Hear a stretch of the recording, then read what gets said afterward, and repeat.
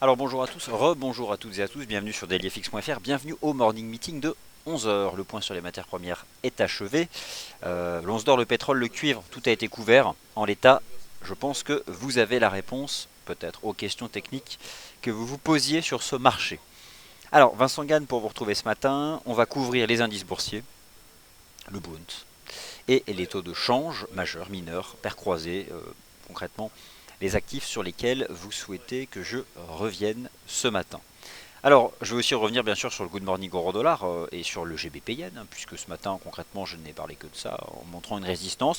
Alors, on a rejeté, hein, on a fait 159,90, donc 110 pips, mais ça remonte. Alors, c'est pas gagné, loin de là. Il y a eu un rejet, donc le niveau était bon, mais provoque pas de cassure de support pour l'instant. On va en reparler.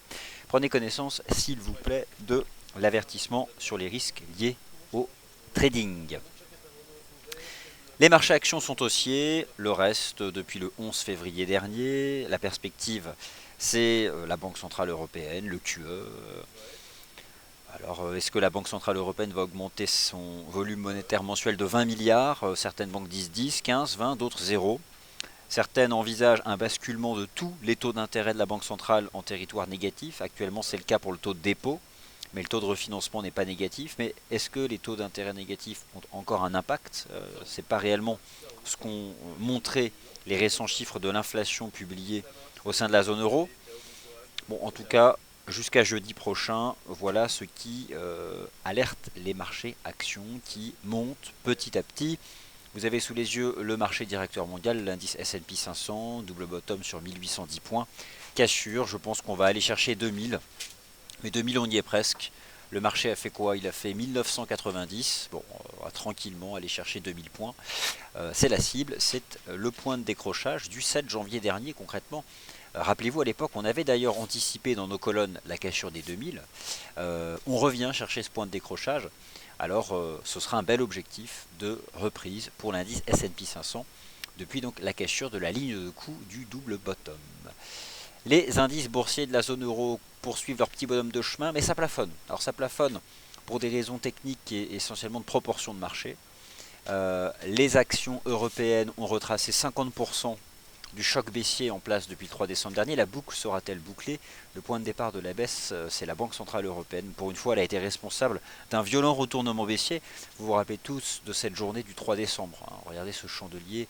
À l'époque, déjà, le marché attendait une décision de la BCE, mais il attendait un renforcement du QE.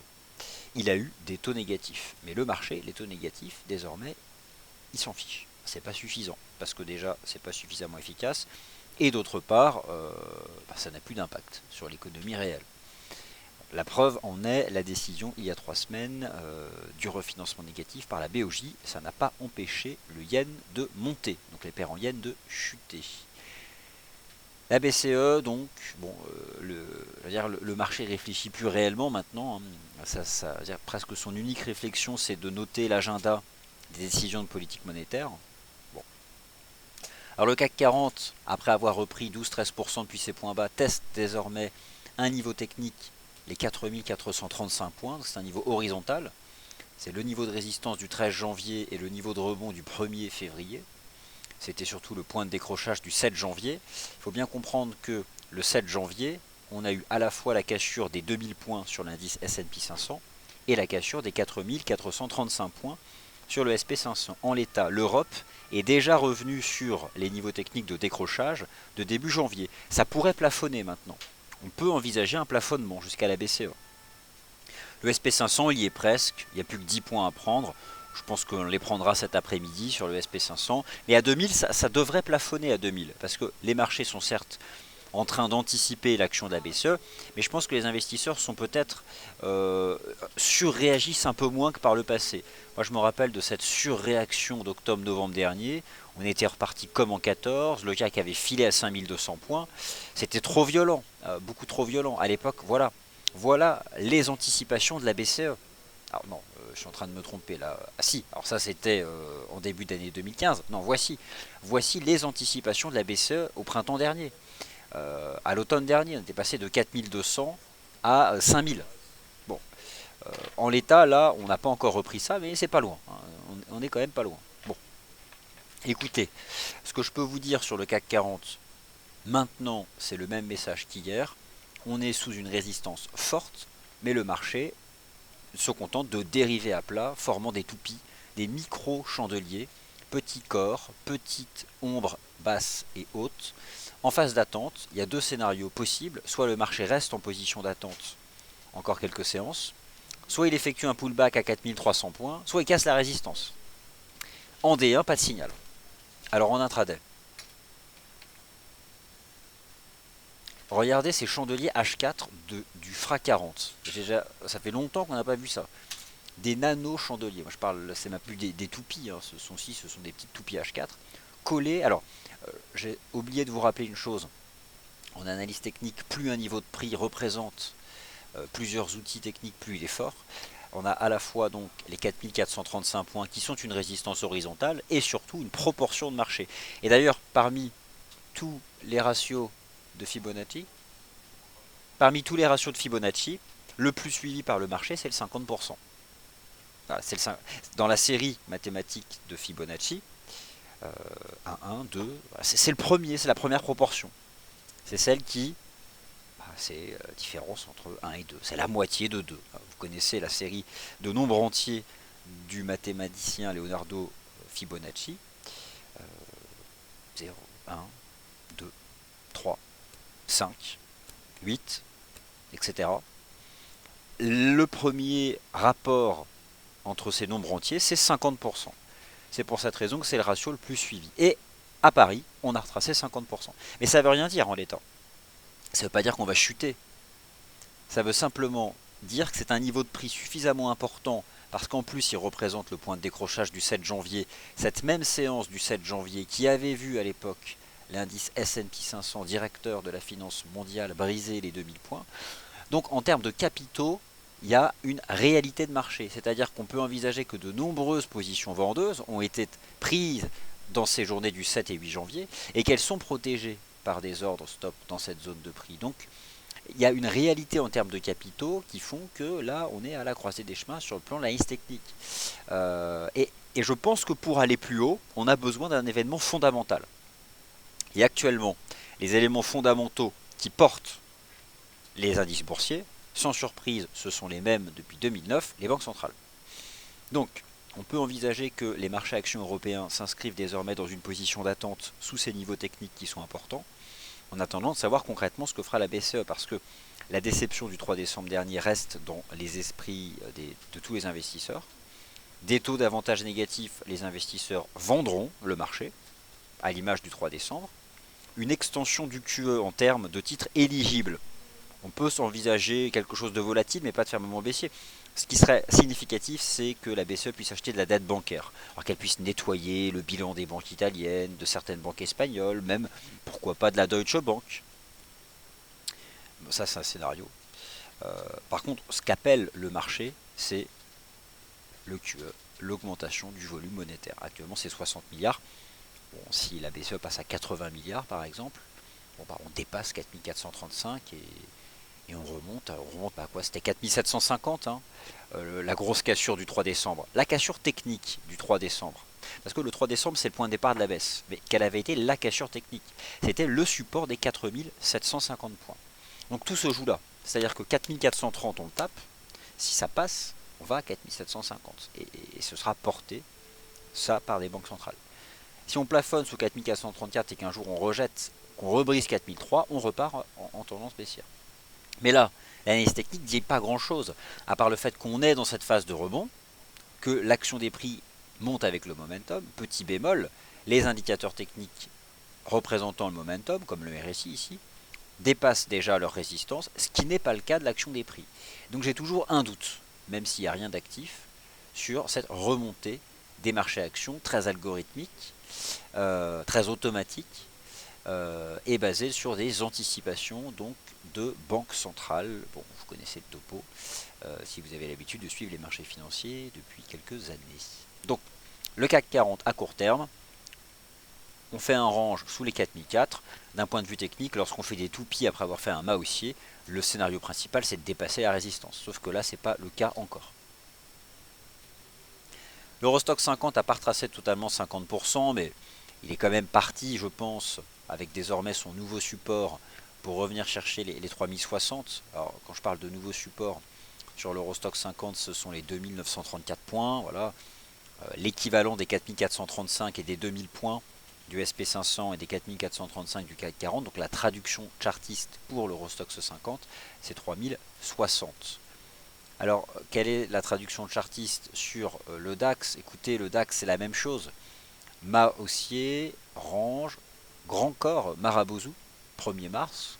Et regardez ce qu'on fait désormais, on fait des petites toupies dans à peine 15% de retracement du Marabout. Ben, c'est haussier. Techniquement, c'est juste haussier. Pas grand chose d'autre à dire. Qu'est-ce qu'on peut envisager sur le DAX? Alors, il y a un nouveau support. On va prendre la partie basse de ces toutes dernières toupies. On va aller chercher juste la bêche basse.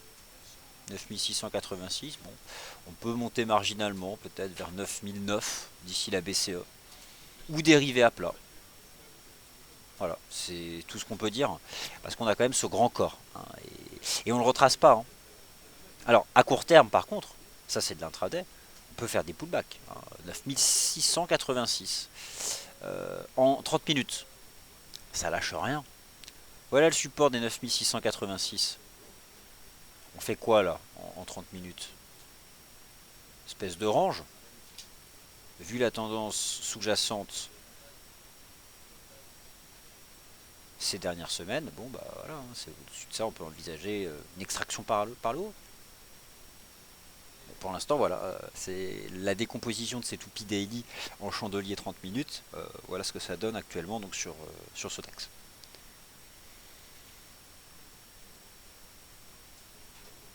Alors, les paires de devises, le gold, le Bund.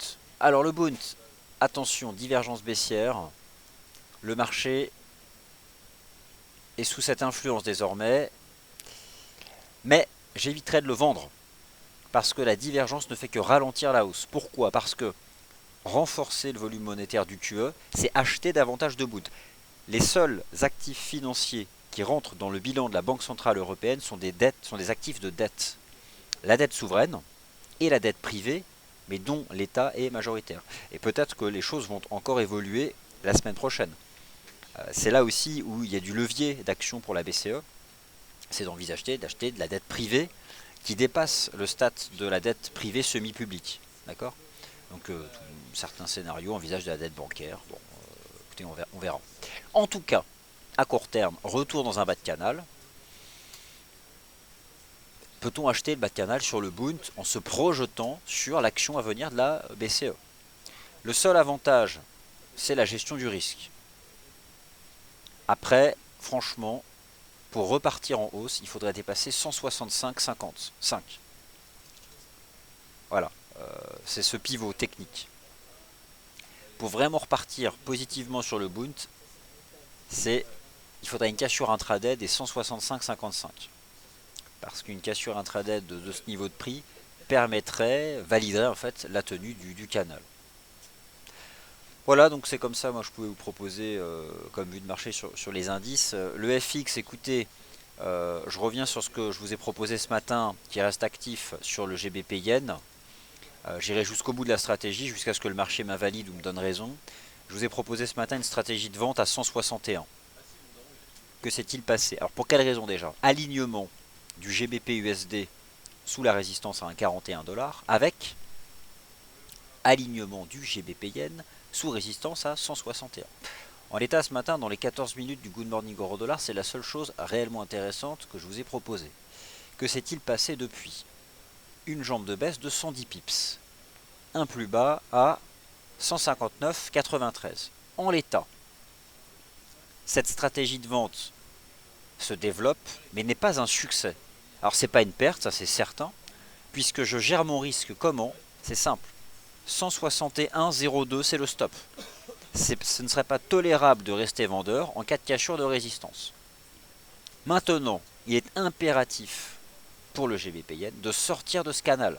On comprime entre les 161 et ce petit canal horaire. Il faut briser 159,90 en H1 et on revient à 158,50. Donc, c'est ni une stratégie perdante, ni une stratégie gagnante.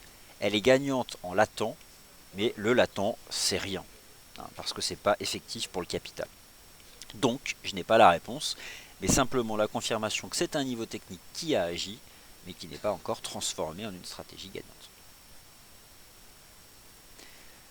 Euro-dollar, on fait un range, des petites toupies, on dérive à plat. Il y a un canal que je surveille, un canal D1. On va rester dedans, on peut même remonter à 1,09. C'est hyper lent. Hier, on a fait un plus bas à 1,0825. Moi, hier, sur du 1,0825, 1,0830, j'ai commencé à me dire que bon, on ne ferait pas 1,0850 dans le 1,0805 dans l'enquête ADP. J'ai commencé à envisager de sortir, de laisser tomber. Après quand même 200 pips de baisse depuis la cassure du canal. Mais au final, on va garder le cap. Et tant que le marché se maintient sous les 1,0910. Mais c'est faiblard. Alors pourquoi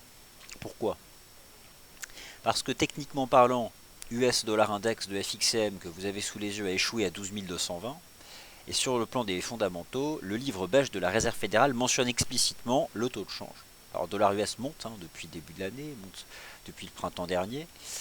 Il ne baisse pas, mais il est flat. C'est un facteur neutre et à court terme, il se replie. Quel est le taux de change qui en bénéficie le plus? C'est l'AUD-USD, parce que les devises de matières premières se renforcent et que le produit intérieur brut australien était solide. Potentiellement, bientôt, sous vos yeux, un double bottom majeur sur l'AUD-USD. Et derrière, c'est 500 pips de hausse, c'est 0,78. Sauf qu'on n'y est pas. On a un canal de progression, on attaque actuellement la ligne de coup que je vais fixer à 0,7385. Ceux qui sont à l'achat sur l'AUD-USD bénéficient d'une divergence haussière weekly puissante qui est en train de s'exprimer et qui pourrait donner beaucoup plus. En l'état, voici donc ce que je vous propose sur ce marché. De ne pas vendre déjà. Si vous avez acheté la ligne de tendance, vous êtes bien. Par contre, attendez-vous tout de même à une réaction au contact des 0,7385.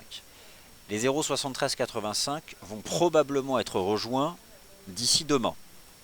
On est bien parti et cette fois-ci on a fait une vraie cassure haussière des 0,72 $. Donc viser 0,7385 lors des prochaines heures, c'est une bonne stratégie. Derrière, attendez-vous à une temporisation, mais en cas de cassure haussière, ça prend 500 pips de plus. Alors pourquoi? C'est la target théorique du double bottom potentiel. En tout cas, à court terme, on peut viser 0,7385. Le câble, on temporise sous 1,41, c'est tout ce que je peux vous dire pour l'instant, pas de signal. L'USD Yen, il ne se passe plus rien, c'est un range trading entre 111 et 115, sous la résistance extrême. Alors, vous voyez, je l'ai mis en énorme, résistance extrême à 116. Je le rappelle parce que c'est la ligne de coup d'une gigantesque épaule tête épaule, figure de sommet, la figure de sommet par excellence, qui a été validée en janvier. Donc, je pense toujours que la zone entre 115 et 116 est une superbe zone de vente pour viser cette année 110, mais peut-être 106. NZD-USD rebond sur le bas du range, objectif le haut du range à 0,6750. Donc aujourd'hui, on peut viser 0,6750 sur le NZD-USD et on peut viser 0,7385 sur l'AUD-USD parce que la séance d'hier, du 2 mars, est une séance significativement haussière sur le plan technique. Et on a des éléments fondamentaux sur lesquels s'appuie cette cassure technique, donc on peut être confiant. L'once d'or ne lâche rien. Fondamentalement, il y a beaucoup de choses qui le soutiennent cette année. Techniquement parlant, c'est significatif ce qui s'est passé début février.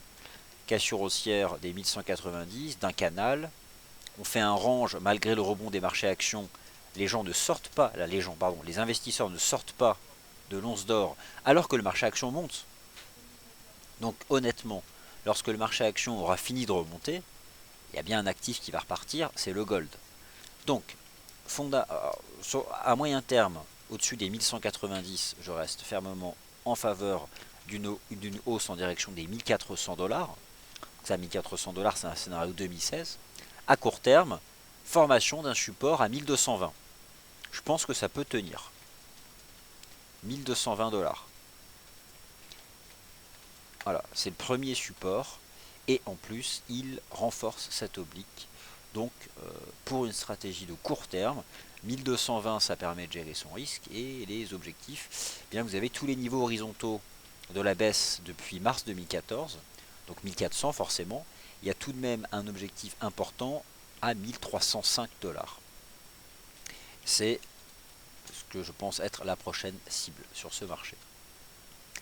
Les pétroles ne donnent pas grand chose, une espèce d'inertie haussière sans cassure significative. L'US Oil n'a pas brisé les 34,80, mais il a quand même dépassé en cours de clôture les 33,80. Je pense que petit à petit on va rejoindre cette oblique baissière, elle passe un peu plus haut, elle est aux alentours des 36. Et Lucas Oil fait plus grand chose, mais là aussi, bon, on a carrément le haut de canal baissier. Je pense que ce haut de canal baissier, on ne va pas le dépasser comme ça, sans quelque chose de concret. Mais le haut de canal, il passe un peu plus haut encore, il est aux alentours des 38,90 $. Alors on peut dériver à plat ou remonter. En intraday, là, j'ai pas réellement de forte conviction. Et par contre, le copper, donc le cuivre, l'autre grande matière première industrielle, baromètre du risque à l'image des deux pétroles, on a une cassure de résistance. Donc là, c'est haussier, le cuivre. Épaule tête épaule inversée. Cassure des 2,14, 2,15 pour la ligne de coup. Des pullbacks, de la vol. Je pense que le cuivre peut remonter à 2,24. Donc les matières premières industrielles à court terme ont le vent en poupe et pour l'instant sur le plan technique il n'y a pas de signaux techniques de faiblesse. Voilà. De toute façon ce marché attend aussi la BCE, hein, comme tous les marchés liés au risque. Voilà, donc sur le graphique du GBP Yen en données horaires, je vais basculer sur vos questions.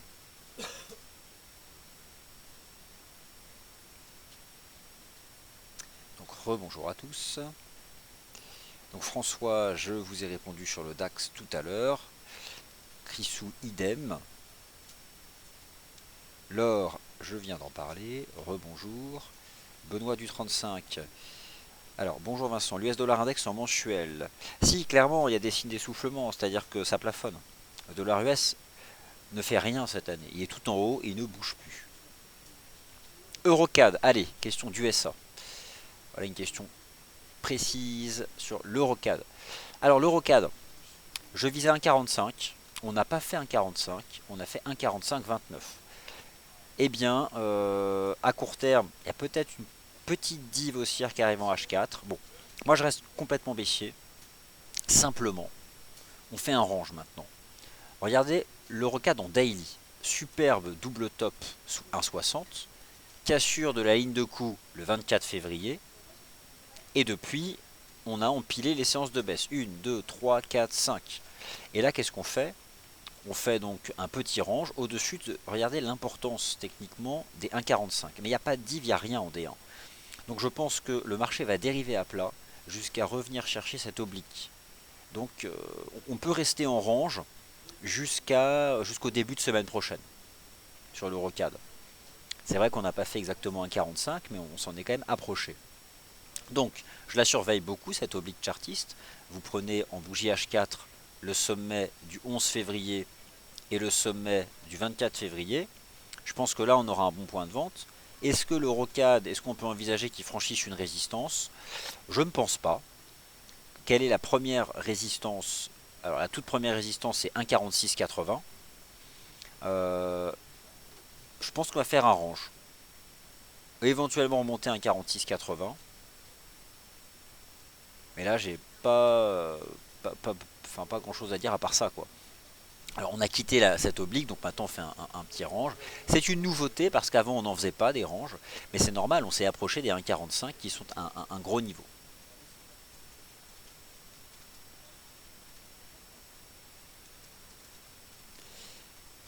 Alors, question sur le GBP Yen. Alors le GBP Yen, j'en ai beaucoup parlé. On pourra crier victoire lorsque le marché en H1 cassera 159,90. Là, c'est fini. Et c'est qu'on aura sélectionné la bonne résistance à 161. De toute façon, 161 est déjà une bonne résistance, parce que le marché a perdu 110 pips ce matin après l'avoir testé. Donc c'est un vrai niveau de prix. Par contre, voilà, il faut casser un support maintenant. Et il faut briser 159,90. Et là, on dira que c'est un succès. Donc pour l'instant, on attend. Alors, question de MM. Bonjour monsieur, si vous aviez le DAX en position short, déjà perdante, que feriez-vous? Sortir ou garder? Alors en fait, j'ai envie de dire, tout dépend de votre prix d'entrée, hein. Ça va être compliqué de répondre à cette question. Si vous êtes en position à l'achat sur le DAX en position perdante, bon, étant donné que le marché commence à plafonner, ce serait dommage de couper maintenant alors que on plafonne sous 50%, le SP500 est presque à 2000, on va s'arrêter de monter, on va attendre la BCE, ça peut même redescendre vers des niveaux de support comme les 4003 du CAC ou les 9686. Donc je ne suis pas à votre place pour gérer la position, mais je dirais que on est sur des niveaux de prix où là ça peut commencer à refluer ou marquer le pas. Donc vous pouvez gérer, protégez-vous avec un ordre au-dessus des récents sommets, parce qu'à un moment ou à un autre, si on les dépasse, il faudra couper. Et puis attendez que le marché fasse un choix. Alors bonjour Alex. Peut-on viser 1,05 sur l'euro-dollar? Je dirais tout dépend de votre horizon de temps. Il est où l'euro-dollar? Je vais revenir le chercher. L'euro-dollar, je vais vous remontrer hein, ce fameux graphique weekly. Étant donné que c'est un range entre 1,05 et 1,15, bah, c'est crédible, hein, je veux dire pourquoi pas. Pourquoi pas si Mario Draghi annonce une augmentation de 20 milliards d'euros par mois du volume du QE, vu la création monétaire et la planche à billets additionnelle, ça devrait faire chuter l'euro. Mais sauf que bah, personne ne sait ce qu'il va annoncer. Des taux négatifs, ça ne fera pas baisser l'euro. Le marché, il s'en fiche des taux maintenant. Regardez le yen. Donc en gros, c'est simple. Sur le plan technique, vu qu'on est sorti du canal par le bas, bah, sous indice, ça reste crédible, hein, d'accord. Maintenant, ça va dépendre des fondamentaux. Hein. Donc sous indice, on peut encore y croire.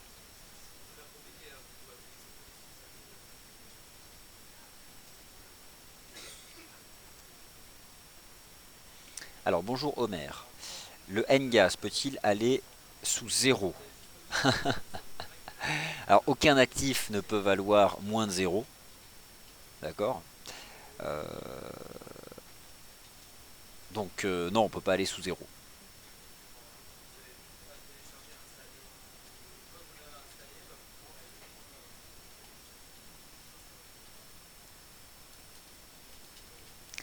Alors, cet après-midi, sur le calendrier économique, il y a tout un tas de statistiques américaines. Donc ça va être encore la macro US. De toute façon, maintenant, à court terme, c'est que la macro US. Hein, à peu de choses près. Euh, En attendant le rapport NFP demain. Donc, je vais juste vous montrer. Regardez cet après-midi tout ce qu'il y a. Les chiffres, les traditionnelles nouvelles inscriptions hebdomadaires au chômage. L'indice PMI dans le secteur des services. Par l'ISM, par Markit.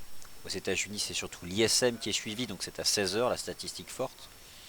Les commandes industrielles aussi à 16h, bon, de la macro, des commandes de biens durables aussi. La macro US, classique cet après-midi, mais étant donné que la Fed est data dependent, ça a toujours un impact sur toutes ces statistiques de l'activité économique réelle. Donc, un regain de volatilité cet après-midi, oui. À quel moment?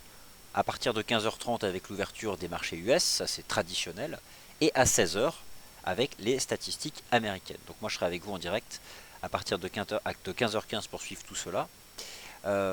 Et d'ici là, donc je vous remercie d'avoir participé, d'avoir posé des questions. Vous retrouvez Sylvain à 13h pour le 13h des Day Traders. Et puis donc rendez-vous à 15h15. Merci à tous.